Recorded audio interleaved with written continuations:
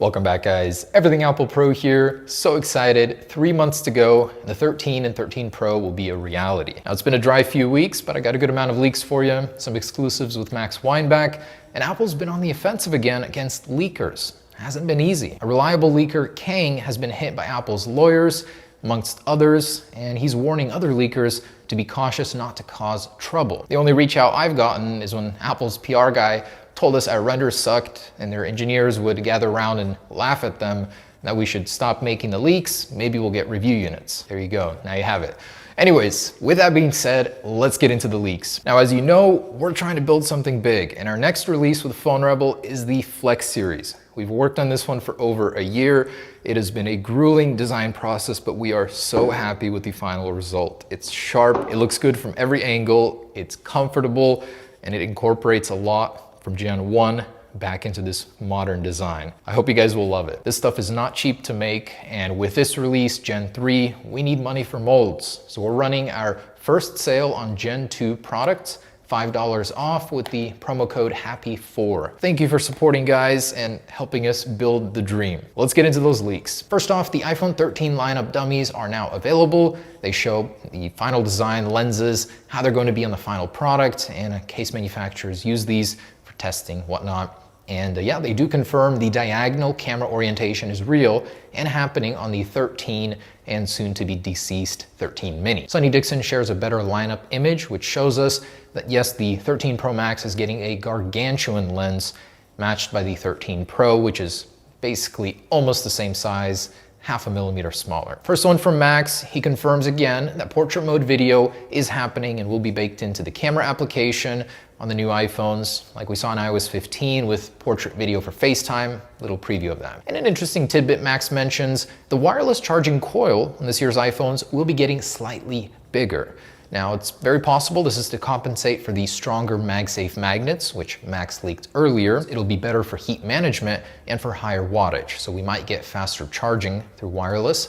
And it's very possible, he speculates, that this could be used to initiate reverse wireless charging, a feature notably missing on Apple's latest iPhones. Latest report from Ming-Chi Kuo mentions that the 13 Pro, 13 Pro Max will be receiving autofocus on an upgraded ultra-wide lens. Something you reported earlier, now confirming, and something I definitely wish I had on my 12 Pro Max. Alongside upgraded low-light performance and sensor shift stabilization, Apple is primarily focusing on the ultra-wide camera. And Kuo mentions that autofocus for the ultra-wide lenses will be extended to the base model iPhones next year.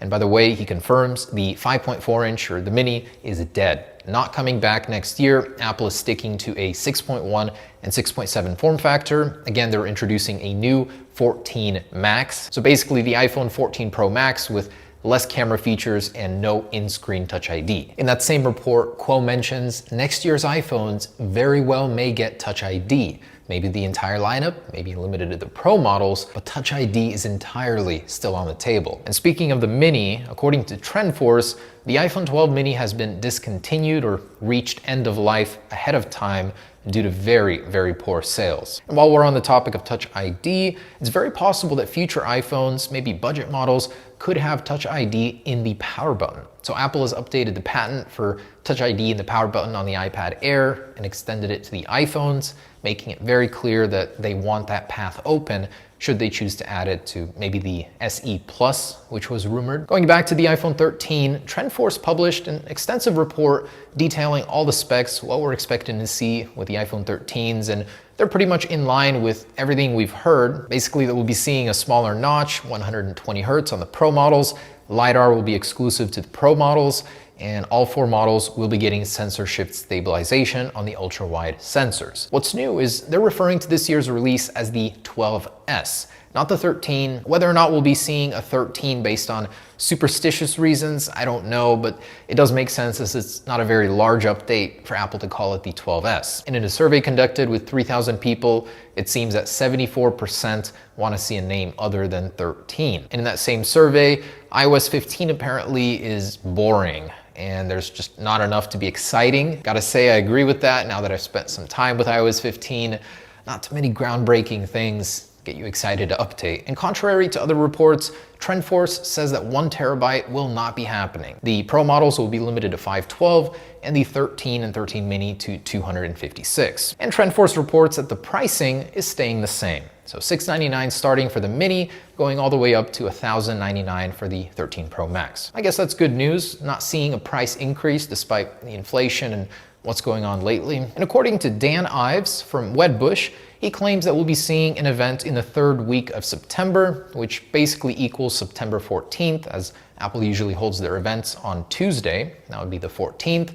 Very, very soon here. Dan's earlier reports were the ones about 1 terabyte storage and LiDAR on all the models, so it'll be interesting to see these toss-ups. And Apple is making good time on production. DigiTimes reports that Apple is preparing everything, pulling all components together. They're almost ready to begin full-scale production. Now with the Apple A15, Apple is going to a 5nm refined platform, and according to Nikkei Asia, we'll be seeing 3nm next year, first debuting on the iPad. And they're saying it's not coming to the iPhone right away. We'll first see a 4nm version before 3nm, maybe in a couple of years or so. The improvements between 5 and 3nm in power performance are 10 to 15%, and a reduction of power consumption by 25 to 30. And last tidbit from Kuo, he reiterates that on the iPhone 14, we'll be seeing an upgraded wide-angle camera with a 48 megapixel sensor. So most of the major camera advancements are happening next year. As always, the greatest stuff is coming tomorrow. But buy what you need today and be happy with it. And Kuo has reported on the upcoming iPhone SE 3, I guess you can say, and apparently it'll be the cheapest 5G smartphone ever. Arriving early in 2022, this will have the same chassis as the existing iPhone SE with likely just improved internals and antenna to support 5G. And Kuo mentions that regarding the iPhone SE Plus, he hasn't heard anything. He reported on it earlier. It's a 6-inch iPhone 11 update, which we're likely to see in 2023 with Face ID and of course upgraded internals with 5G. Last one on the iPhone, once again, Apple continues to push for an iPhone that works with water on the display with custom modes such as dry mode, underwater mode, wet mode, and this mode will detect various modes of being submerged, and you can use it underwater entirely. Apple's been working on this for the longest time. I really can't wait for it to be a reality. A new report by Mark Gurman on Bloomberg on the Apple Watch Series 7 gives us more details. He confirms that yes, it will have a redesign. So a squared chassis, which is likely to be thicker, but not noticeably so. When you're dealing with a square body, it changes the proportions, so I totally get that. And he mentions that the bezels will be getting slimmer, and Apple is working on reducing the space in between the display and the outer glass with a new lamination technique. He mentions a faster processor and a built-in ultra-wideband chip for support of AirTag and various other ultra-wideband devices. And a report from DigiTimes on the Apple Watch Series 7 chip says it'll be using a double-sided process system in package and a smaller chip size overall. And a supporting report by Economic Daily News mentions that Apple is prioritizing battery life over anything else on the Apple Watch. So health sensors, which they originally planned for this device, they will not be doing. It's all about the battery life on the Apple Watch this year. One of those sensors that Apple omitted this year is a body temperature sensor. According to Gurman, they weren't able to make it happen, so they delayed it into future Apple Watch. They were also trying for glucose monitoring, and Gurman says that will not be happening for at least a few years. It's very difficult. And an interesting part of Gurman's report is that Apple is working on a rugged version of the Apple Watch, something they wanted to release for Gen 1, never got around to it, more impact resistant, more water resistant, and more sand resistant. Something like Casio, G-Shock watches. He also mentions that Apple is working on a successor to the Apple Watch SE model, which we could see this year, potentially next year. And a recent Apple patent shows us that Apple is working on many different types of ways on adding new health sensors to the Apple Watch through bands. By the way, this Apple Watch Series 3 prototype, super cool. It had extra pins for testing with various smart bands. And Apple is also looking to add new health sensors to AirPods. In line with this, Ming-Chi Kuo mentions that AirPods Pro 2, arriving next year, will have new motion sensors inside. It's very possible we'll see other health sensors as previously reported. And Economic Daily News mentions that AirPods 3 are still likely happening this year, and various suppliers are gearing up to produce AirPods 3, so you can probably expect those around September. And that's the latest Apple news. Thanks for watching, guys. Stay tuned for the next one. So excited. Peace.